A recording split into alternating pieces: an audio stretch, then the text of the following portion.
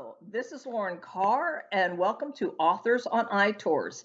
Today, we are interviewing award winning mystery author JC Gatlin. His new release, Darkness Hides, is currently on tour with iRead book tours and has been receiving tremendous reviews. Splashes of Joy calls this story intense and says that this intriguing, interesting suspense will stay with you for quite some time. JC Gatlin lives in Tampa, Florida, and writes mystery novels that include sunny Florida locales and quirky locals as characters. His last novel, Hangman, Murders in the Word, won the coveted Florida Royal Palm Literary Award for Best Mystery in 2019. He is active in the Florida Writers Association and is a board member on the Florida Writers Foundation, a charity organization that fights illiteracy. So pull up a chair. I invite you to join JC and I as we talk about his Florida setting for his mysteries, his female protagonist, his the Hangman series, his current projects, and of course, Darkness High. So, JC Gatlin, you are on tour now with iRead book tours with Darkness Hides, and it's doing really great. You know, there are a lot of bloggers who are really excited about this book, and it's set in Florida during a hurricane, with a hurricane coming in. Did you take any of this from real life, because you yourself live in Florida?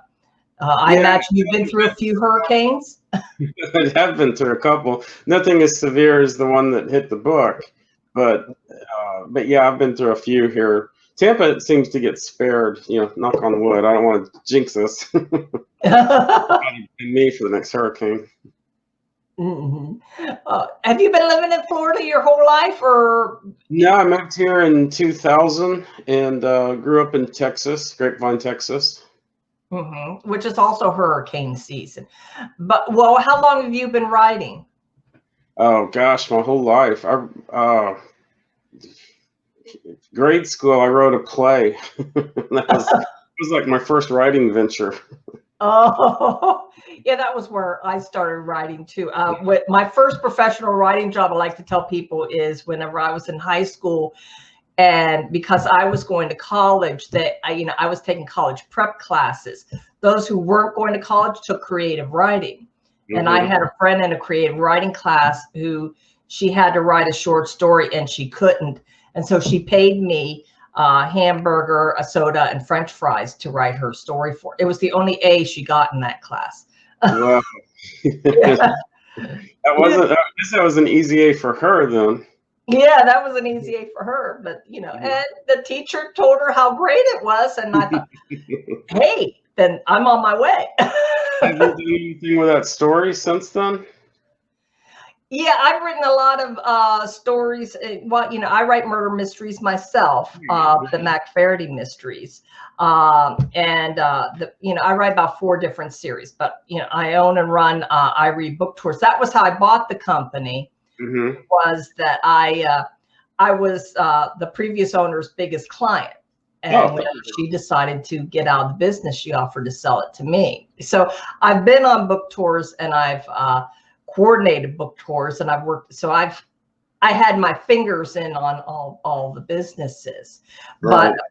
But now you have is in Darkness Hides. Tell our viewers a little bit about this book, because you have a female protagonist, which I found really interesting, is that, you know, a male writer writing with a female protagonist. So tell us about that. I'm always surprised people are surprised. And all my books have a female protagonist. I've never written a book with a male protagonist. Well, why is that? Do you just find them so? Does that help you to understand women more, or? I think they're more interesting characters, and then I think most of my readers are women. That may be because it's a female protagonist. I don't know. You know I never thought of that as a novelty. Yeah.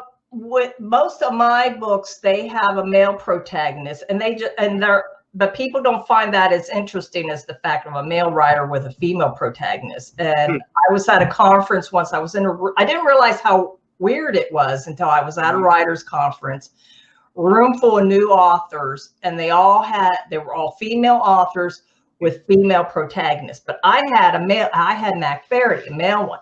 And somebody, it didn't even occur to me that it was bizarre until the interviewer asked me, you're a woman writer and you have a male protagonist. Why do you have a male protagonist? And I said, because I like men. There you go. And that's probably the case with you, is that you like women and you find them intriguing. That could be why you have that, because she really does come true to life. No, well, thank you. Thank you. You know, she's a great character, and I really enjoyed writing her. I enjoyed the time we spent. I don't see a follow-up. I feel like her story arc completed, so I don't see a follow-up to Darkness Hides like Hangman, my previous book. Well, why don't you tell our viewers what is the plot of Darkness Hides, so people know what they're getting into. There's this hurricane coming in. She's trying to solve this mystery during a hurricane. Right. It's about a boat safety instructor who's trying to put her life back together after being injured in the line of duty. She worked for the Florida Fish and Wildlife Commission, and she finds a string of bodies, and they all appear to have a connection to her deceased nephew. And so as she's investigating that, she suspects that her sister may be involved, and then she suspects her brother-in-law, and then she starts suspecting some other people that were connected to her nephew's death. Well, how did her nephew die? Was it an accident, or? Yeah, it was a drunken. She was hit. The sister was hit in a drunk driving accident, and it killed her son. The sister's grieving. The brother-in-law's grieving. Everyone's kind of going through something. And she's got to solve with a storm coming in. So that brings. So the storm is actually acting as a antagonist as well. Yeah, and it was interesting. One of the reviewers on I think it was one of yesterday's or the day before, they were saying the hurricane's actually another character. Yeah. I never even thought of that. It is but it's through, from the beginning of the book, it's coming, then it arrives and it passes, and then they pick up the pieces. Well, now tell us a little bit about your writing process. What was the inspiration for this book? About how long did it take you to write Darkness Hides from beginning to end? It took a year to write it, and then it was in editing with a publisher for at least 6 months, if not more like 8. So the whole process was almost 2 years from the time I started writing the first scene to the time that it was released earlier this year. And that's a really great cover that you have. Where did you design that, or did you actually go out and get? Yeah, the publisher handles that. It's a great publisher, Sunbury Press. They've got a lot of imprints, and the crime fiction imprint is Milford House. I'm real fortunate to be with them. Well, I noticed, because we have behind you, we have Darkness Hides. We also have your Hangman. Is it the same cover designer? Because you can see that they have the same brand, that you're developing your brand for your book covers. And tell us a little bit about the Hangman series. How many books is in that? Right now there's only one, so I've written the first one. The publisher wanted a series out of that, and I really hadn't thought of continuing that. I'm kind of a one-off person. My brain starts coming up with new characters and new situations, and they asked, well, can we make a series out of this? And I started thinking about it, and I came up with 4 sequel ideas to continue their story arc. And that's another female protagonist. She's a reporter in Tampa, and she wants to be a true crime writer. And so she sets out to solve the murder of one of her childhood friends, And in the sequel, she's written the book, and so we'll just keep kind of continuing with her story. That's what I'm working on now, the sequel to Hangman. So that's what you're working on now, is that her book is actually out. How do you research now? Because she's a true, you know, what's the name of your protagonist in Hangman? Tori. Her name's Tori. Tori. And do you ever base your protagonist on anyone you know in real life, like maybe your wife or not on any one person, but definitely there's pieces of lots of different people. You know, I'll take a little slice of this personality, a little slice of that personality, and put it together. So, and obviously, there's a lot of me in every character. You know, there's even the murderer. There's little bits of who I am. Do you know them before you start writing? I mean, or does I guess my question is: are you a plotter, or are you a pantser, or major plotter? I don't know if you can even. That's the outline. I don't know if you can see that. See on my door. So that's the outline for the new novel, and I spend months putting the outline together. And I did not know Kate when I started Darkness Hides. The very first draft had the sister as the protagonist, the main character, and she was just too dark. She was just too having lost her child, and she's just so broken. She was too broken. I needed a not necessarily a stronger character, but someone that just wasn't quite so dark as she is. And then Kate came out of that. So you know, and they're very often when talking to authors who are plotters, they say that they get so far and then somebody starts to take over. Yeah. Like, did you know who the killer was, before you started writing, or did you develop it along the way? No, I almost always have that. That's almost the very first thing that's in my head when I start the book. And you know, how did the murder occur? Who did it, and what the motive is? That's almost always there from the beginning. Does it change? Does something ever change or happen along the way? In the outline period, yes. With Hangman II, my original murderer has changed. But by the time I started writing the book, all of that was pretty much set in concrete. Well, now you say you spend most of your time working on the outline. About how much, percentage-wise, when it comes to writing a book, how much is doing the outline? I can see that's a really detailed outline. I'd say I could spend 3 months or more, you know, trying to plot out the outline, because you got to bring all of these plot strings together. They got to converge, and so sometimes you got to start moving things around. And that's why everything's on a little index card on my wall, because I'll move things around and go, "Ooh, this thing needs to come sooner. That's too much information. That's too soon. I need to push this back." Yeah, and I noticed. Now, why do you have that on a wall, or rather that? Because most people nowadays would have that on their computer, or is it just that you're so visual that you have to have it on the wall? I'll sit and stare at it and think about it, and you know, what needs to be, you know, what's working, what needs to be shuffled. I'll just sit and stare at the wall. Did you always work like that? Was that how you did Hangman 1, or have you always worked like that?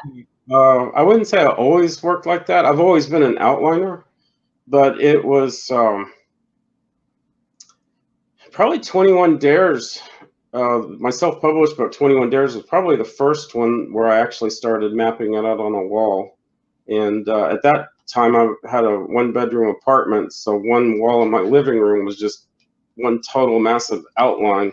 People would come over and go, "What the hell are you doing?" We see different authors work differently. You know, like I'm a plantser in that I plot it out, but it's mostly in my head. Mm-hmm. And then as I'm writing it, it goes off into different directions. Mm-hmm. It takes over. It takes over like that. Now you said, how many books have you written? This was my fifth one. I have 3 self-published books, and then with Hangman, I was picked up by Milford House Press. Mm-hmm. Okay. And are they available in audiobook? Or Hangman, and I know that Darkness Hides is on the schedule, but I don't have a release date yet for the audio version. Mhm. Hangman's audio version's out. Yeah. And do you have a female narrator or a male narrator? All of my books are. Oh no. It's.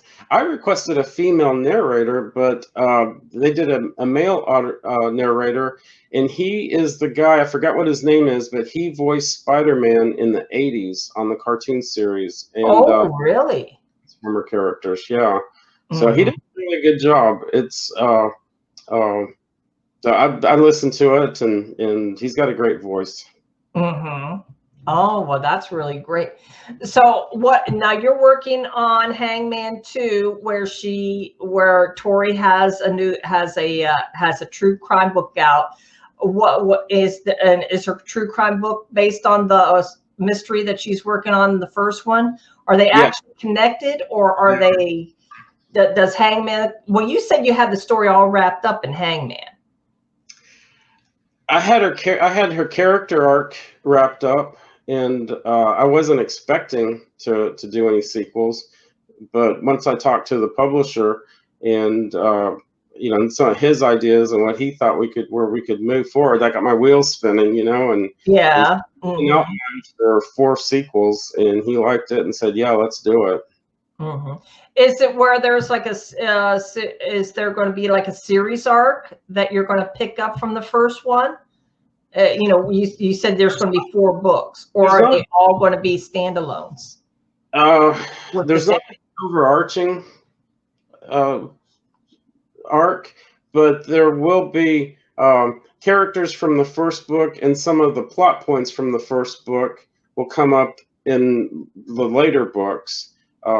So they're definitely sequels, but they won't have one master, case that's being solved. Each one will be a new mystery, and there's 2 main characters who will be in each one of them, and then some of the characters from other books will float back in and out.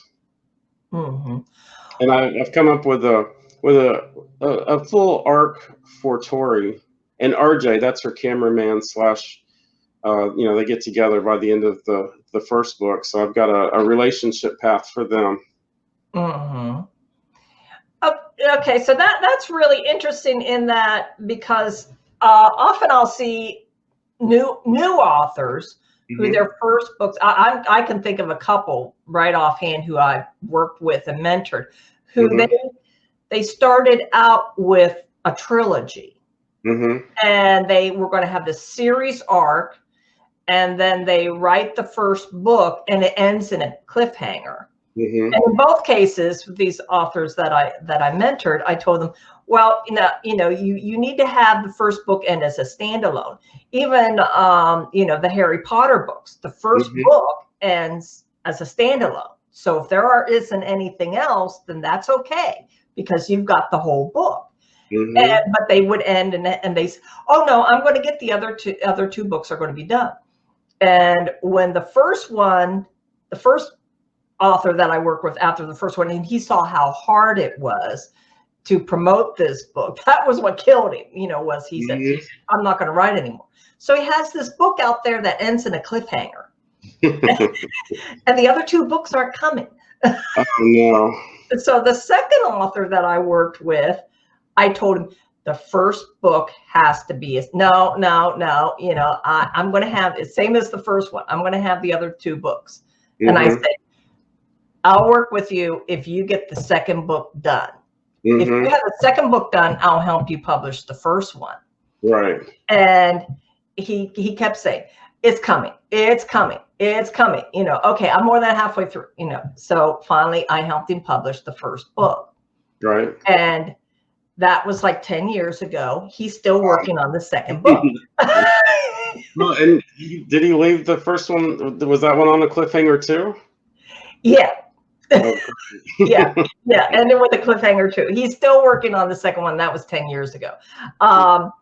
So, but you, in your case, you sort of flipped it in that your first book was a standalone, and then your publisher is telling you, let's do 3 more books. So you're kind of picking up from there. So you didn't write it as a series, you wrote it as a standalone, and now it's turning into a series. Right. Yeah, and I think it's going to work that way. I'm really excited about it. So I'll write Hangman 2 and Hangman 3 back to back, and then I've got another standalone mystery with new characters that my brain just won't stop writing right now. My brain's working on it. I keep jotting down ideas, and then I'll come back for 2 more Hangman sequels. So that's kind of what inspires you. Whenever you get these little, what is the germ, or is it a series of things that happen that inspire you?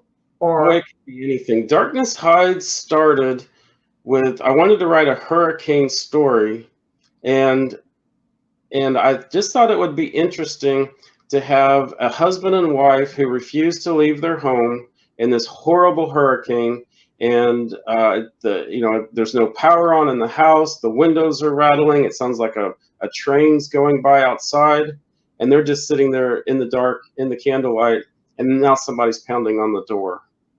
And that's where Darkness Hides started, with that scene.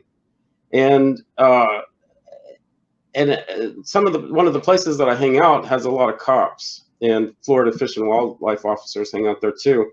And so, you're sitting, you're drinking some beer, talking with them, listening to their stories. And I thought, that is just fascinating, especially the Florida Fish and Wildlife. They have amazing stories to tell. So as I started listening to some of their stories, and I interviewed a few of them to kind of start developing Kate's character, and so I started pulling stuff there. But it seems like no matter where I go, I'll see something, and I got to put it down on my phone, because that's an excellent idea. I don't know how I'm going to use it, or if I'll ever use it, but I got to write it down. Everywhere I go, everywhere. Now Kate is a fish and wildlife officer, and you hang out at this bar with fish and wildlife officers and the police officers. How about Hangman, where you have the investigative journalists? Where was that inspired? That's a little bit different in the sense she's a reporter, and and I know several people that are reporters and in the news, and I've listened to their stories. And while she's not based on any specific person that's in the news, it was kind of similar. Just listening to their stories, I started putting that together. And one of the interesting things, Hangman's got a little paranormal edge to it, in that. So when Tori goes back to the funeral, because her childhood friend committed suicide, she starts getting text messages from that friend saying, I was murdered. And that prompts the investigation. So, dun dun dun, the suicide turns out to be murder. That happened in a mystery story. And so that whole little paranormal angle came from an old TV show called Paranormal State. And it was about some college kids up in, I think, Pennsylvania, who would go out and investigate haunted houses and stuff. And I love that show.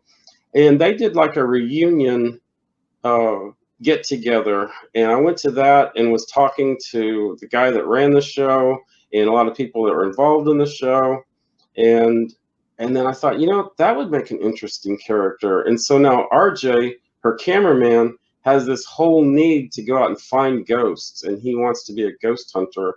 And it's not the focus of the story, it's just a little bit of a subplot. But there's the whole question about, did Brooke commit suicide, or was she murdered? And is that her ghost that's communicating with them? So that's running throughout the whole book on Hangman. Oh, That's do you ever resolve that? I mean, no spoilers, but do you ever resolve that question in the book? Don't give us a spoiler. it is resolved. So one way or It the is other. resolved. Mm-hmm. Well, now that's that's interesting that there, because there are some mysteries that, and and you and I are talking about putting together this group of mystery authors, mystery suspense review crew, and that was a question if we should have allow paranormal to be part of that, because there are mysteries out there that they are mysteries, but there's a little bit of paranormal in there. And then there's also paranormal books that have some mystery in them. Right. Yeah. So and I've seen a couple books come out that recently that they're mysteries, but there's a little bit of paranormal, like maybe a ghost, a ghost of the like C.S. McDonald. She has out a cozy mystery series that has time travel in it. But it's not a time travel book, but there's a little bit of time travel. Yeah. So it's how does your publisher, because does your publisher allow you to cross genres like that, or how do they feel about that, or is that happening more? Do you see more of that happening? It happens a lot. I think that a lot of I think Amazon, with all of their different categories, has just kind of opened up all the different types of mystery, all the genres, and has kind of shuffled them together to create categories. So I think that's part of it. Yeah, I've written about this, about crossing genres, because my books crossed a lot of genres, because I did not, I was blessed in that I was ignorant of that the traditional publishers before Amazon, before they opened the doors for self-publishing, that what they did was they had was that people could cross genres, but with the traditional publishers before Amazon came along, they had you in a box. They had genre in a box. And so you had to obey the rules of that genre, and each genre had rules. I did not know that. So I'm happily writing along, and and I cross genres with cozy and police procedural, and I had one reviewer just say my books were gritty cozies, that had a little bit more, yeah. So, but the reason that the traditional publishers had this box was because the bookstores, the brick and mortar bookstores, because they have shelves and they have sections, and they need to know what genre you're in so they know what shelf to put your book on. Exactly. Whereas with Amazon, there's no shelves. So, you can cross genres. Your book can be in mystery, but it can also be over. If somebody's looking for a paranormal mystery, they can find it over there too. They can find it in both places. Exactly. At the brick and mortar bookstore. So the rules books are going out. Yeah, and that's good. I think it opens it up. I think it makes more interesting stories. Yeah, because you're free to write what you want to write. Right. That's the freedom of being an independent author, and I think a lot of traditional publishers are starting to realize that they can make money using independent authors. Let independent authors write outside the box. Right. And that's RIGHT, right? Yeah, get to write outside the box.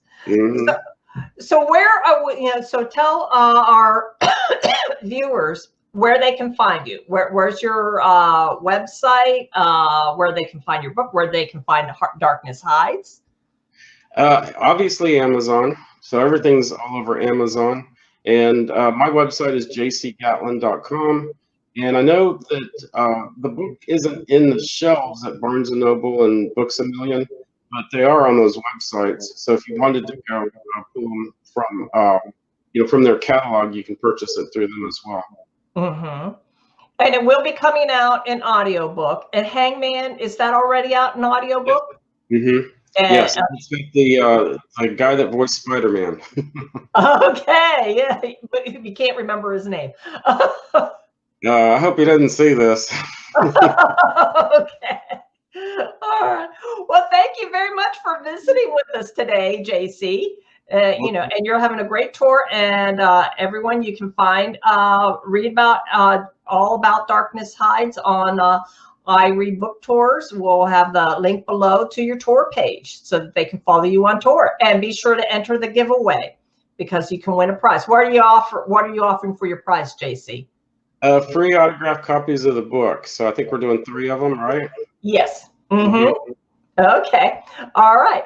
Well, we'll see you next time, JC. Thank you for stopping by. Thank you. I had a great time. Okay. All right. Bye.